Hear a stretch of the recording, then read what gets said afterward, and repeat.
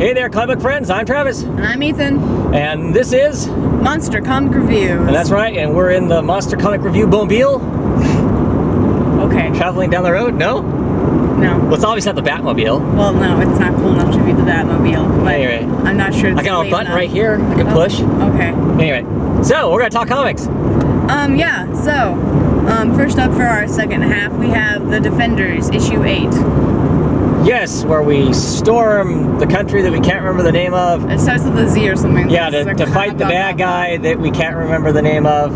Who we do really like. He's one of the immortal weapons. Yeah, one of the immortal weapons is kind of bonkers, kills all the other Well, weapons. is he bonkers? He basically saying, hey, look, I know these engines are here. It's been tasked to me to make sure nobody ever finds them or does anything with them, and he's going to take it to the extreme. Whereas instead of having the little guy stand there and watch the engine, he is, he's going to use, force and kill whoever he needs to, if he has to make sure people don't get a hold of these engines. Because there's something big and bad coming, and if these engines aren't in place, and these engines aren't doing what they're supposed to be doing, we're all gonna die. Yeah. Everything's just gonna go, not even to hell in a handbasket. It's gonna be far worse than that. At any rate, it's pretty much nothing's going to exist. that's what he says. At any rate, the Defenders still proceed to kick his ass. Yeah, so they get to, did you say the Avengers? I did, didn't I? Bad me.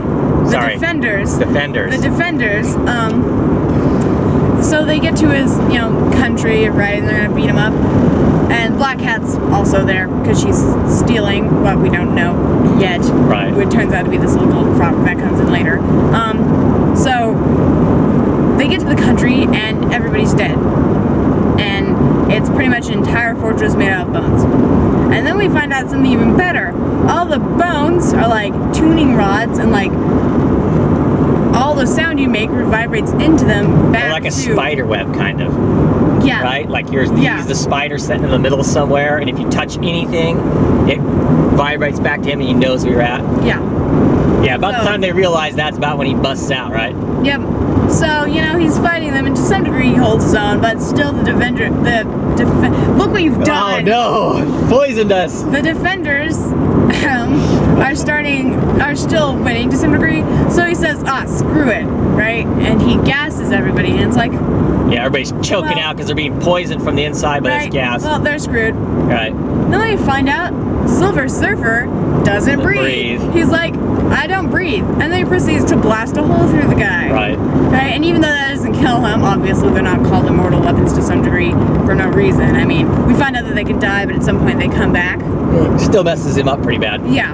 So they have him trapped in this little globe. Yeah. This little time globe thing. And they go back to the and you say it. The antiquity collectors? Yes. That's how I'm going to say it. Yeah. Who are the people who had hired Black Cat. And we find out she was hired to steal this little golden frog. Golden frog, of which there were 3 of them. The people had 2. They needed a 3rd one. So they get the last one back. And of course they put them in the box, and what happens? All 3 of the frogs combine together to make another one of the time engines. Yeah, another engines. Another impossible engines, right. Which, of course, that also busts open the bad guy back open, and pretty much everything suddenly goes crazy. Yeah. And I'm not sure, is it him or is it the impossible engine that kind of zaps them partway? They're kind of being like that. Like a couple issues ago, they were kind of halfway in a different reality. They banged the machine and it pushed them into halfway to a different reality. That looks to be seems to be what's happening here again. Yeah. Really, I'm enjoying this comic. It's just kind of cool and fun. And as long as I ignore the little stupid things at the bottom of the pages, we're okay. Cool. So what we get this book? I give it a solid 3. Yep, I give it a solid 3 also. Okay, what's next? Next up we have Frankenstein, Agent of SHADE. Nice. I like the cover. Yeah. The cover's pretty cool. I love the look on Frankenstein's face here. It looks like, he's kind of yelling out the side of his mouth, going, ah! He's charging at the giant eyeball, because that's totally something that he would do. So we find out that the Leviathan is a giant retirement home instead of a whale. Instead of some monstrous whale. Uh-huh. And that's where they put all the Agents of SHADE that either retire or they need to be decommissioned. Yeah, they're either retired, they're too insane to do anything anymore, or they go against orders, or And they you know can't, something. and most importantly, once you're here, you can't leave. Yeah. So Frankenstein and Nina are there, of course, and Frankenstein kind of grunts and goes, well, time to go kill a whale. Yeah. And of course, the heads, Father Time, is kind of concerned about the fact that Frank's thinking he can go and kill the whale, because what happens if they bust everybody out of the retirement home before they're dead? Because this whale lives for like over 1,000 years. Yeah. So pretty much everybody in the retirement home dies before, and then they'll just find another one of these leviathans that are secretly hidden around and make another retirement home. But there's obviously somebody who lives in the retirement home that controls it or something there at the end. Because Frankenstein's like, I'm going to kill the Leviathan, right? Right. And the guy's freaking out. He's like, he's going to kill me. Right. So Another interesting thing in this book, as Frankenstein's doing all this stuff, kind of looks like he's having a big migraine, but what that actually is he's getting flashbacks and memories from his different body parts. Yeah. Which is cool. I'm glad the fact we're working towards that. We're going to get some sort of exposure to where his parts came from, because we get these weird bits and pieces of different era stuff and whatnot. That's really cool, really interesting. We still don't know who the mole is, do we? No. There's supposed to be some mole, and we haven't found that out yet. So that's kind of a plot line that they've been sidetracked from, because he's now stuck in Leviathan, because he thought the Leviathan was going to give him the answers, which it hasn't necessarily. Yeah. Other than it's just exposing SHADE as being, well, a pretty shady organization. Even if you work for them. I know. Yeah. Even if you work for them, they're pretty dicey. I mean, like, they don't care who they screw, really, as long as they get done what they think needs to be done. I'm kind of wondering if Lady Frankenstein is around there somewhere. Why do you think that? She left SHADE, and obviously they don't just let you leave. Yeah, but she's not just a normal agent. You just let walk. You can just stop them walking off. I know, but I guess that would be interesting if she is there. Yeah, if they capture her, threw her in there. Yeah, that'd be interesting, wouldn't it? Yeah. I know though. Yeah, it's pretty good. What did you give it? I would give it a really solid 3. Yeah, almost a 4, just not. Yep, I'm enjoying it. All right, what's next? Next up we have Swamp Thing, issue 11. Yeah, and there's a different artist on this, a guest artist on this. What's his name? Like Marco Rudy or something like that? Yeah, Marco Rudy. I really liked his art. I thought his art was really good in this. It was quite enjoyable. The story is still really cool. I don't know that we get told a lot per se. We get some more character about Abigail and about her uncle and the Unmen, and you get some more cool fighting going on. You find out that Swamp Thing was successful moving the entire grove to his swamp. They're younger, but they are growing, and so he'll have his parliament back. So the fight scenes are pretty cool. We once again find out that you really don't mess with Frankenstein. No.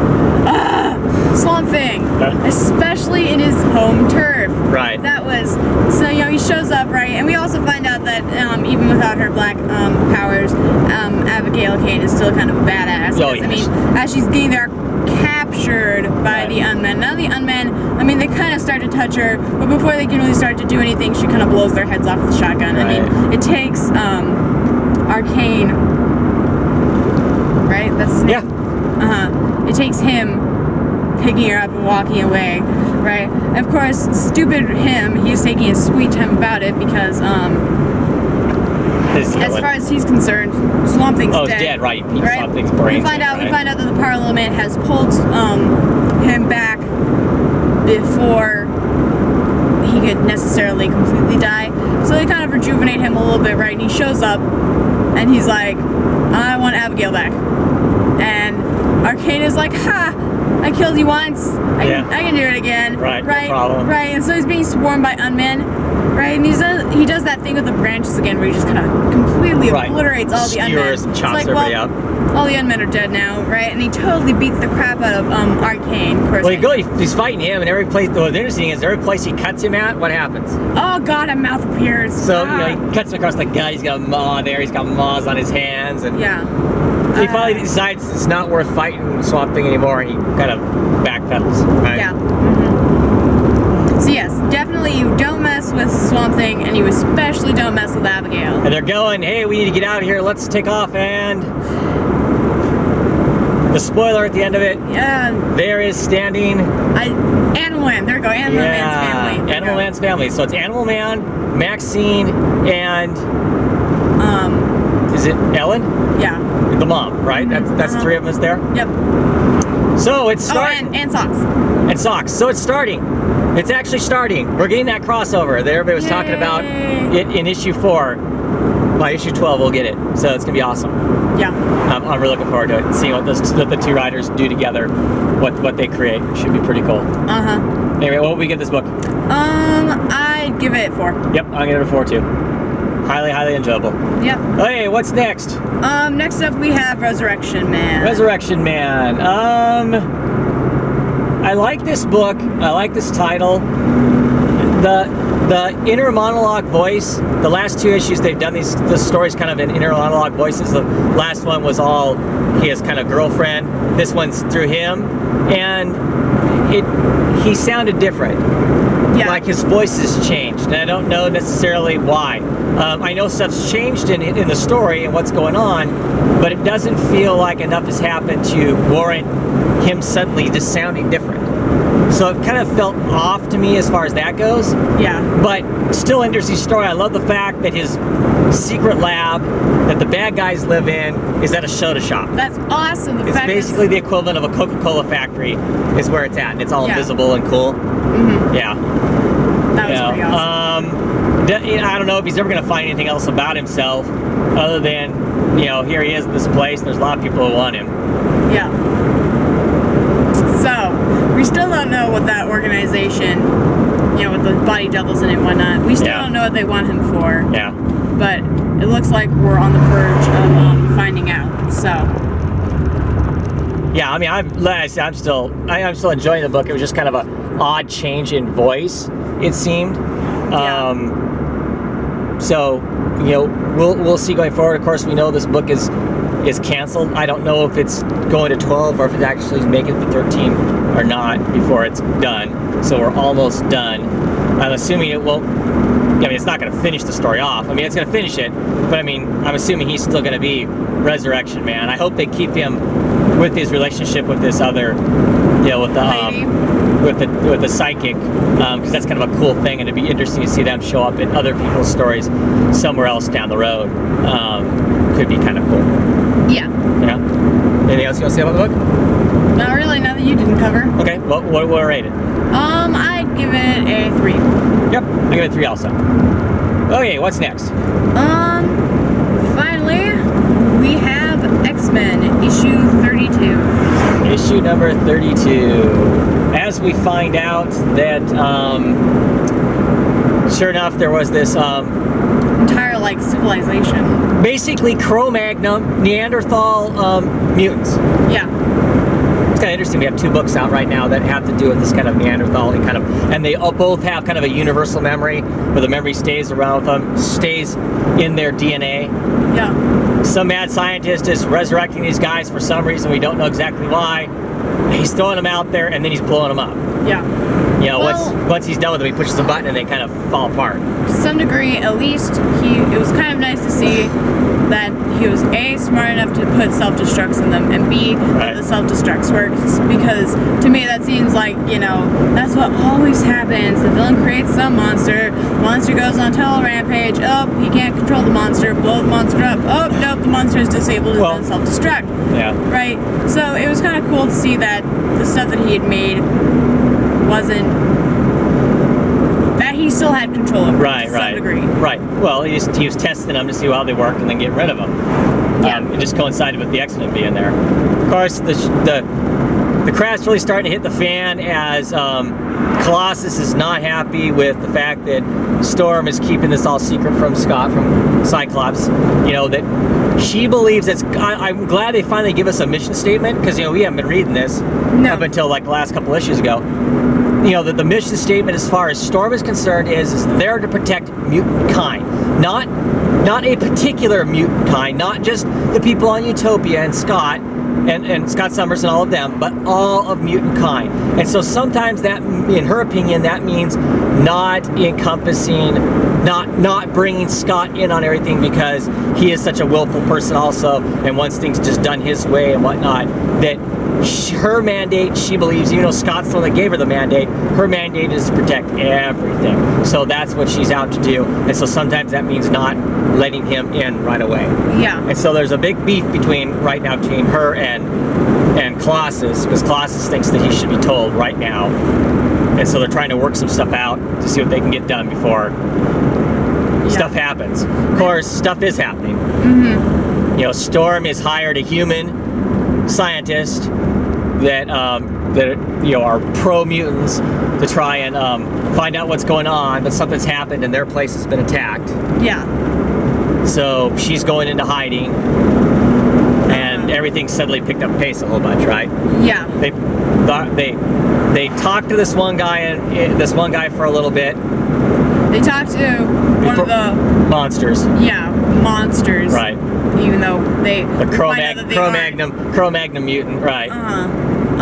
Right before he gets absolutely. Right before they hit the self-destruct button on him, Psylocke pulls all of his memories out of his head, so they do know where the lab is at. So they're heading for the lab right now to go beat the crap out of this guy. Sure, this guy who's messing with their DNA and whatnot.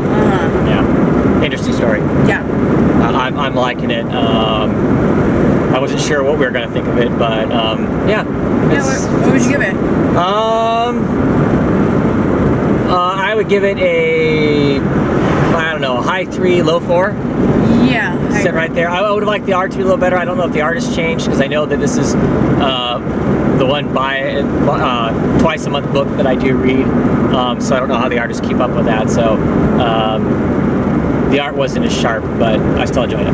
Yeah. Okay, I think that's it for this week. I don't know how much of this you can see out the windows as far as us. We're touring the backside of the cities that we live in. And anyway, that's it for this time around, and we'll catch you hopefully next weekend. My work schedule will allow me to at least get some videos done, because we should have some new comics. Bye. Bye.